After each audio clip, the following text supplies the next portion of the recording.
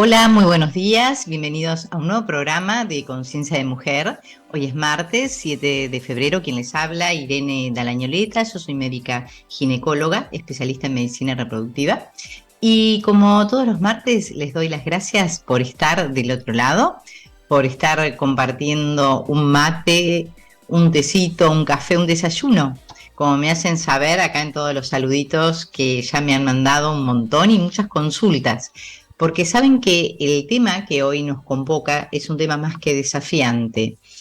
Redes y pantallas, ¿qué impacto tienen? Sabemos que en Netflix hay una película que se llama El dilema de las redes sociales, y desde las neurociencias está estudiado ese impacto que tiene en los adultos. Y bueno, hoy lo vamos a tratar ya desde un principio en los niños. ¿Qué efecto puede tener? ¿Qué control tenemos que tener nosotros los adultos en la educación de redes, pantallas para ellos? Sabemos que la virtualidad se ha impuesto, sobre todo en la pandemia, nos ha servido como una herramienta de contacto. Gracias a ella hemos podido estar por Zoom, hemos podido trabajar, estudiar, conectado con nuestros seres queridos. Hemos extrañado mucho los abrazos tan importantes.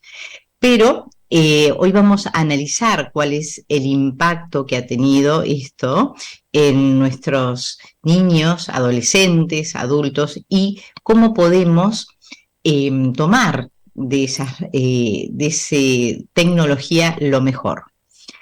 Para esto he convocado a la licenciada en pedagogía, en psicopedagogía, Anaí Maidana.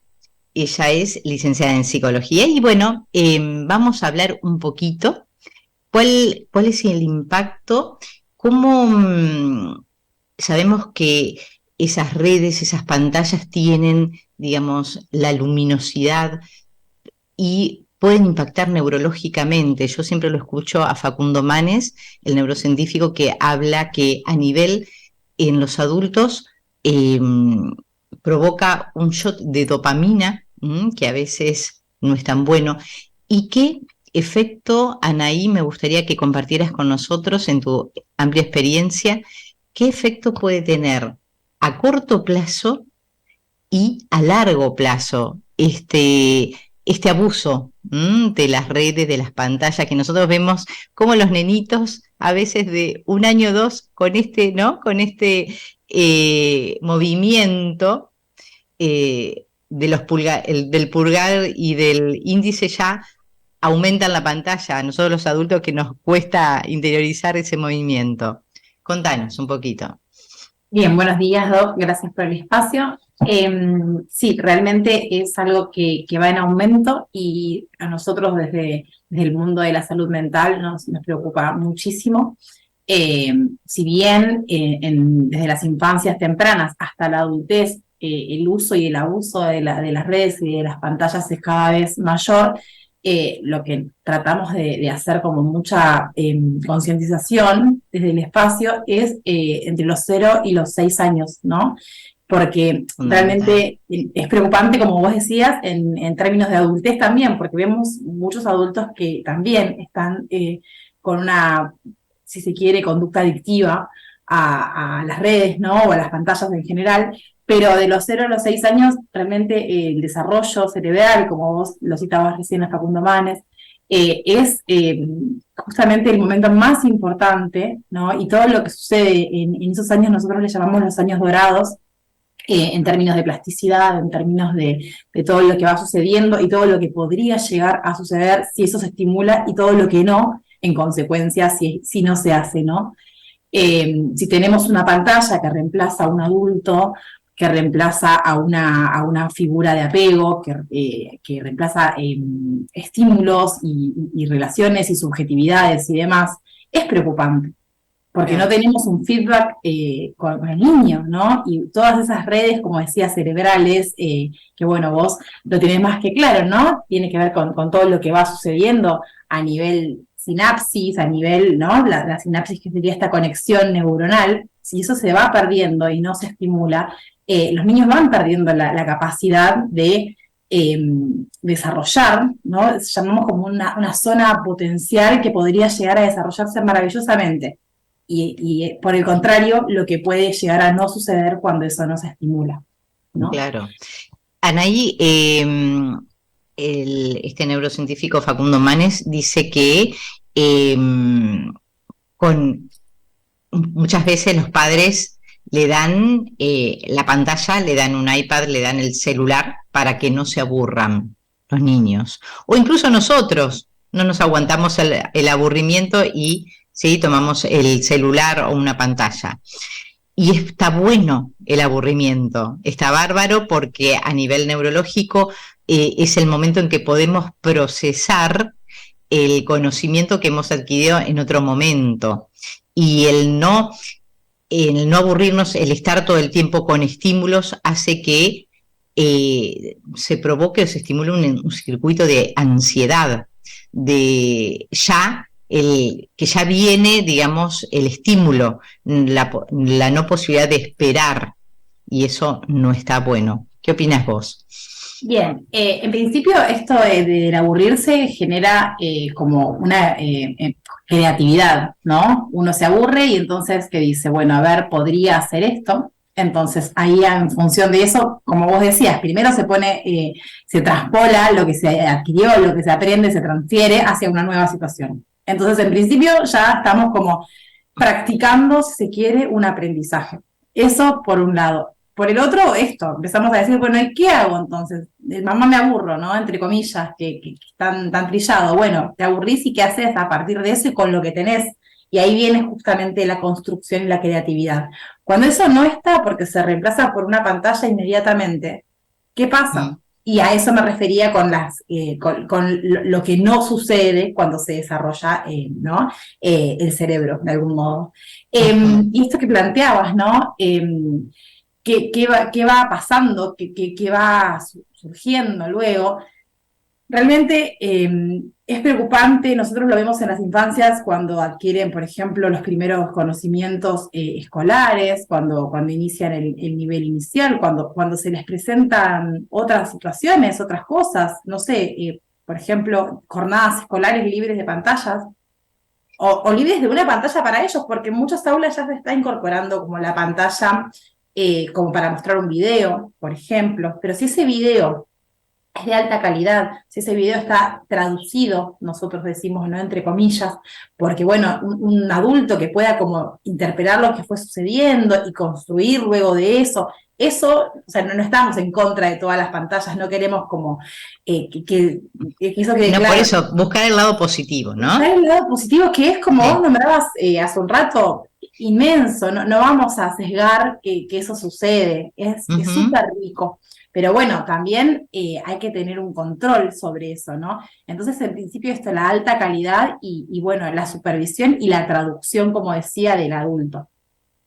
Así que me perdí con la última pregunta, que como para terminar de cerrar esa pregunta que habías hecho. Bueno, que esto produce ansiedad, sí. Que el aburrimiento, como muy bien dijiste vos, no posibilita, si no tenés aburrimiento no podés crear. Yo, por ejemplo, lo veo, las situaciones, que esto ocurre en los consultorios, ¿sí?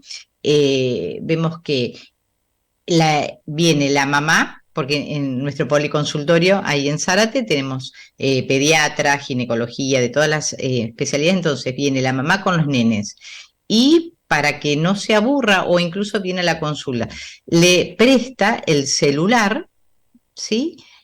O una pantallita, llamado iPad, lo que sea, y ella también está con el celular. Entonces yo pensaba, ¿qué pasaba? Mi mamá también me llevaba al pediatra y todo, ¿y qué hacíamos? Y bueno, mi mamá me decía, a ver, yo decía, mamá, estoy aburrida. Bueno, a ver, mirá la sala y pensemos, decime todos los elementos que encuentres verdes y a ver quién gana, quién enumera más.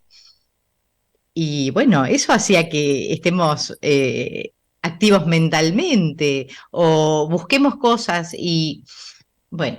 Entonces se Bien. pierde esta interacción adulto, se pierde esta comunicación de emociones y estamos haciendo o estamos construyendo niños, digamos, que están conectados con la pantalla y no hay interacción con padre e hijo, y, ¿no? Bien, desde lo vincular que mencionabas, totalmente de acuerdo, porque es eso, ¿no? Como no solo lo estamos nombrando todo lo que sucede a nivel sistema nervioso, que realmente es preocupante ampliamente, pero en cuanto a lo vincular, a las relaciones, a la subjetividad en general, ¿no?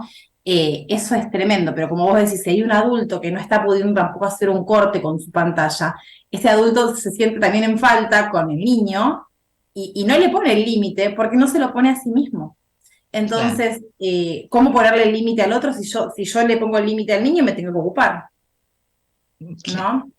Me tengo que ocupar de, como vos decías, bueno, miremos alrededor y veamos juntos cómo aburrirnos y cómo crear en función de eso. Pero para eso yo también me tengo que poner en responsabilidad y decir, bueno, dejo mi pantalla, dejo mi Instagram, mi Twitter o lo que sea, o cualquier red que esté utilizando, o muchas veces ni siquiera es una red, sino es como la pantalla por la pantalla misma, ¿no? Sacarse una foto hasta con el mismo niño y no, es permanente. Esto que planteabas de buscar qué hay alrededor, nosotros le llamamos como seleccionar el mundo que nos rodea, ¿no? Seleccionar diferentes cuestiones y ver a dónde focalizar la atención. Vos traías este ejemplo de, bueno, veamos cuántos objetos verdes hay alrededor, por decir cualquier Sí, ejemplo. sí, sí. Es justamente una selección de todos los estímulos que hay, ¿no? Digo, tenemos un consultorio o una sala de espera llena de estímulos y la mamá le está enseñando a focalizar esa atención. Le está diciendo, bueno, primero conceptualicemos categoría de colores. Bueno, ok. De esos colores, ¿qué objetos son? ¿No? Bueno, de este color que elegimos, por ejemplo. Eso es seleccionar y es hacer un proceso atencional de concentración y atención que es tan importante y tan útil, porque para que el proceso de aprendizaje, que bueno, si querés, podemos mencionar un poco sobre él, Sí. que es tan importante, suceda, tenemos que saber a qué atender. Tenemos que tratar de Ujú. poder realizar o sea, nosotros hablamos de una síntesis de esos procesos o de esos estímulos. Entonces, bueno, cuando el niño tiene 6, 7, 8 años y está en edad escolar y la docente o el docente le está como tratando de explicar un contenido, el niño tiene que saber a qué atender, qué estímulo atender cuando el docente está explicando. Entonces, eso es algo que, como vos bien decías, se va enseñando. Si ese adulto, esa figura de apego, esa persona que cumple con la función materna o paterna, no está haciéndolo, por el contrario, no está haciéndolo, no se va instalando, no se va aprendiendo. Entonces de Claro. repente el niño llega y todo es un estímulo posible y no sé a dónde focalizar mi atención. Eso es altamente preocupante y ni siquiera hablamos de a largo plazo, sino a corto plazo en el proceso de aprendizaje inmediato, en la sala de inicial, en la sala de los primeros años de escolaridad del nivel primario, o sea, eso ya es a corto plazo. Y esto que vos decías de la ansiedad, nosotros vemos niños con ansiedad, vemos niños que no pueden esperar. Si bien es trillado y estamos acostumbrados tal vez a esto de, por ejemplo, en un viaje, de bueno, cuánto falta, cuánto falta, cuánto falta, que era, ¿no? La frase está de cabecera. Más allá de eso, vemos niños que hoy repiten una frase instantáneamente, no sé, me abrís, me abrís, me abrís, ¿no?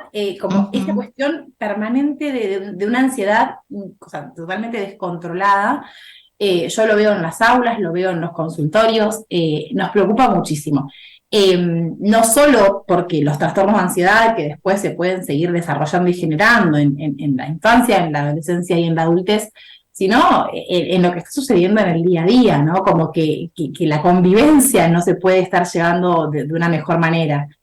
Y entonces, ¿qué pasa? Me das el celu, me das el celu, me das el celu, me das el celu, toma el Tal celu. cual, tal cual. ¿No? Como, Anaí, y contame, vos frente a estas conductas de alarma, ustedes toman cierta, digamos, cómo reaccionan con el niño, qué instancias dan como psicopedagogos y con respecto a los padres.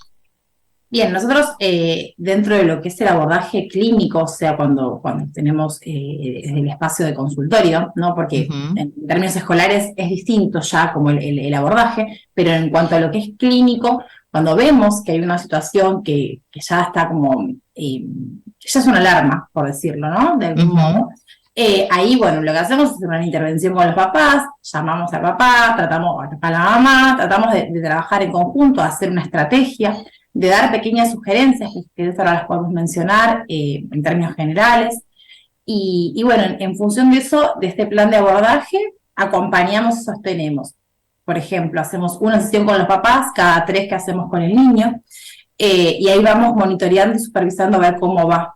Y nos van contando cómo va funcionando este plan, cómo va instalándose en la vida diaria. Entendemos que es muy difícil y tratamos siempre de no juzgar o no ponernos en una situación como eh, culpógena para con los padres, ¿no? Porque no es que, bueno, estás haciendo todo mal porque le das la pantalla, no. No, Esto claro. está preocupándonos porque realmente entendemos esto y lo otro, planteamos también, ¿no? Lo que estamos charlando hoy. Y bueno, les decimos qué podría llegar a ser como lo mejor para este niño y para esta interacción, como mencionábamos hace un rato con este niño. Porque cuando damos, también quitamos, ¿no? Damos una pantalla y quitamos interacción, que es tan importante, no solo para el aprendizaje, sino para No, para el la vínculo, subjetividad para, toda, para claro, el el vínculo. desarrollo emocional. Seguro, seguro que sí. Nada reemplaza como vos decías hace un rato, el contacto con el otro, ¿no? Y Nada. contame cómo ha sido la respuesta con los padres.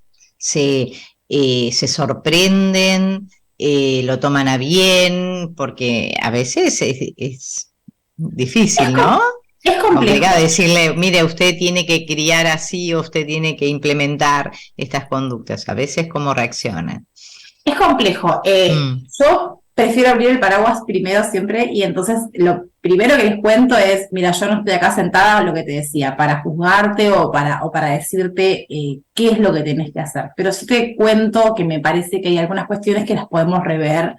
Y siempre lo claro, antes de que se sientan como esto, como en una situación de inquisición, ¿no? Como claro. antes de que se sientan en ese lugar, yo les digo, mira, yo no tengo el librito para saber específicamente cómo vos vas a criar a tu hijo, pero sí tengo herramientas probadas, que no las inventé yo, sino que las estudié durante muchos años, que podrían llegar a ayudarte. Busquemos juntos, indaguemos, como siempre desde ese lugar. En principio yo me aseguro como un poco una buena respuesta desde el otro. eh, no lo hago como para, no sé, convencerlo, pero sí para que se sienta acompañado, porque no es fácil también No es fácil, además el haciendo niño algo. siempre el niño va a reaccionar mal porque le estás sacando la gratificación inmediata, Bueno, claro, y hay que que es estar la más bancando un poco cómoda, donde ese no tiene que momento. pensar, lo sacas de su zona de confort y al sacarle la pantalla le haces pensar, le haces crear, y eso le puede Bueno, vos costar, hablabas un rato de la claro. dopamina que genera, ¿no? Como a Como nivel neurotransmisor, general, a nivel cuando... neurotransmisor. ¿Qué Ujú, pasa cuando se quita? claro, Pensémoslo, y en términos terribles, en una droga. ¿Qué pasa cuando esa claro, droga se quita? ¿Qué brote hay en un adulto que está en una situación de adicción y esa droga se quita? Bueno, viene una erupción, una conducta totalmente disruptiva. En un niño pasa lo mismo acotado a su edad, pasa el berrinche, el llanto, el grito. Entonces hay que estar también preparado con las preparado herramientas para, para claro, soportar eso en el medio de un patio de comidas, por ejemplo. sí, sí. Bueno, y con la mirada del otro y con todo lo que genera. Bueno, así que eso, he visto diferentes reacciones en esto de las sugerencias. Por lo general, si son papás que están en tratamiento o niños que están en tratamiento, están intentando hacer todo lo posible para acompañar a este niño y entienden que uno, y confían también en la mirada profesional y saben que uno se lo está diciendo por el propio bien de la familia en general, pero bueno, ha pasado también con papás que no les gusta, como bueno, que uno pueda hacer como esta devolución y muchas veces sí, abandonan el espacio porque bueno, esto no es fácil hacerse cargo de algo que no está funcionando. Lo primero que yo digo es que si estás acá sentado es porque estás tratando de hacerlo mejor, así que en principio no te sientas mal. Claro. Si no, no estarías acá. Claro. ¿Y Eh, ustedes proponen ciertos juegos, ciertas dinámicas? Sí, este que te contaba hace un rato del plan de acción, ¿no? Un poco tiene que ver con eso, con ese tiempo de calidad que se da cuando se quita la pantalla.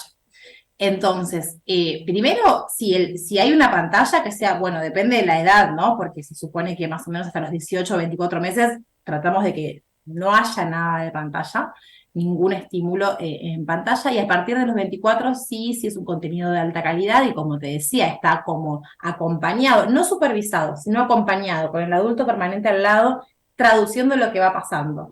Ah, el conejito está buscando las zanahorias en el pasto, ah, qué bueno, como estar haciendo todo el tiempo el subtítulo, ¿no? Claro, Para ir deduciendo analizando. también, analizando Sí, y contando, porque muchas veces pasa esto que no hay como un repensar la imagen, es tan inmediato todo, tan rápido, que el niño va como tomando, pero no hay un análisis de eso que va sucediendo, ¿no? Entonces, la idea del adulto es que pueda ir haciendo este análisis. Bueno, y eso en principio, me fui de la pregunta, perdón. Vos tráeme cualquier cosa porque yo me sí, sí, no, pero engancho. son más que claras. Sí, sí, sí. Bueno, y en esto bueno, ¿qué sugerir o qué abordar? ¿Cuántas veces escuchamos, ¿no?, que se fueron perdiendo los juegos de la infancia, los juegos de mesa, por ejemplo? Ujú.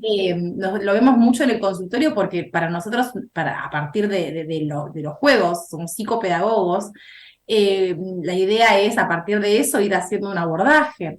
Entonces, trabajamos mucho con juegos clásicos, con juegos de mesa, con juegos de ingenio. Y eso a veces yo lo veo en los niños como, wow, ¿y esto qué es? Y tal vez es un ludomatic, que no, que Era realmente, el nuestro, era tan tradicional claro, para nosotros. tan trillado y de Sí, repente no está hoy día en las casas muchas veces. claro, claro. Anaí, acá ya me están haciendo seña de que nos faltan 2 minutos para terminar. Te dije que se Sí, iba a terminar muy rápido y que iba a faltar tiempo, como siempre. Vamos a sintetizar, a dale. decir que desde la psicopedagogía tenemos que estar, la recomendación es que redes y pantallas entre los 0 y 2 años no.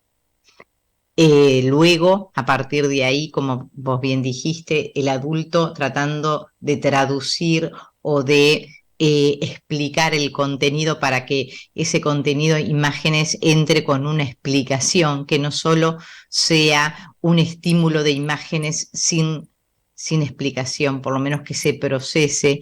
Y Totalmente. luego, a medida que pasa las edades, que también el adulto vaya supervisando ese contenido de pantallas, porque a veces Sí, pueden claro. introducirse un montón de contenidos que ha habido estragos. Eh, Terminando con esto, sabemos que el cerebro es nuestro órgano social, que es importantísimo. Facundo Manes siempre dice que uno de los factores para tener mayor salud mental es el vínculo social. Entonces, las redes y pantallas van, si bien nos vinculan virtualmente, no nos sacan tiempo del vínculo Contacto real. físico, Sí, claro. del intercambio de miradas, del abrazo, que eso no hace bien. Así que, bueno, tenemos que tener algo bien medido, ¿sí? Y tomar lo positivo de las pantallas, ¿sí? La educación, el trabajo, el contacto con lo remoto, pero siempre validando todo el vínculo social y de físico. Anaí, bueno, muchísimas gracias. Tengo acá un montón, bueno, un montón de posteos, pero lo hemos respondido. Vos lo has respondido muy bien. Estas preguntas, estas consultas que tenían mis pacientes. Y bueno, ustedes los espero el próximo martes con más Conciencia de Mujer.